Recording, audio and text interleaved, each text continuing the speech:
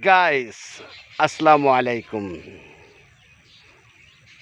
যে যেখান থেকে ভিডিওটি দেখতেছেন অবশ্যই ভিডিওটিতে একটি লাইক করবেন, একটি কমেন্টস করবেন।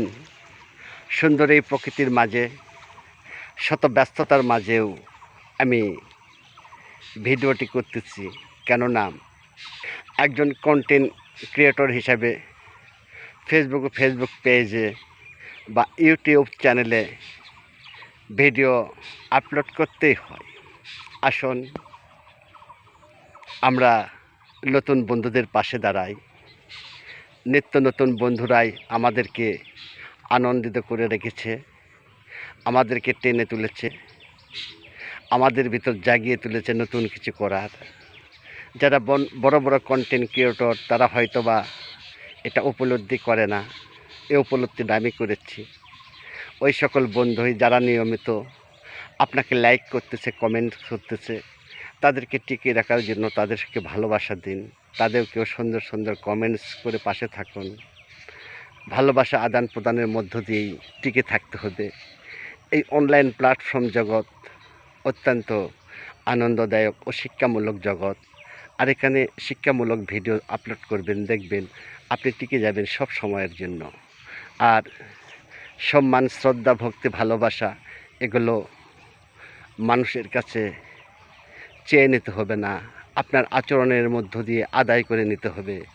আপনার ব্যক্তিত্ব, রুচি ও কালচারের মধ্য দিয়ে আপনার ব্যক্তিত্বের পরিবর্তন ঘটায় মানুষের কাছ থেকে এগুলো নিয়ে আসতে হবে, তাহলেই সম্ভব। মনে রাখবেন, প্রত্যেকটা মানুষই অজ্ঞ নয়, জ্ঞানী।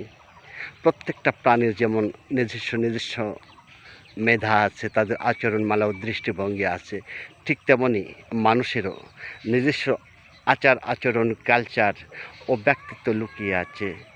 সবার সমান নয়, অনেকে সচেতন, অচেতন, অবচেতন এর মধ্যে থেকে জাগিয়ে ওঠা ব্যক্তিরাই সমাজে কিছু করে দেখাতে পারে। ঠিক তেমনই আসুন আমরা নতুন নতুন কিছু সৃষ্টির মাঝে কাজ করে আনন্দিত হই, উৎসাহিত হই, উজ্জীবিত হই, নিজেকে উজ্জীবিত করে রাখি। আর নিজের হৃদয়কে প্রাণ চঞ্চল করে রাখি, যেন মানুষ বুঝতে না পারে আপনার হৃদয়ে লুকিয়ে থাকা কত কষ্ট। আর যখন কোনো মানুষ আপনার কাছে আসবে অবশ্যই ভালোবাসা দিবেন, আনন্দের সহিত দুঃখ প্রকাশ করবেন না। কেননা এই সমাজে দুঃখ প্রকাশকারী ব্যক্তির বন্ধুর সংখ্যা খুবই কম। আনন্দ ও উৎসাহ প্রকাশ করবেন, দেখবেন আপনার সঙ্গে কথা বলার জন্য কেউ আগ্রহ প্রকাশ করবে। মানুষের মনুষ্যত্বকে জাগিয়ে রেখে মানুষের সঙ্গে চলবে, এটাই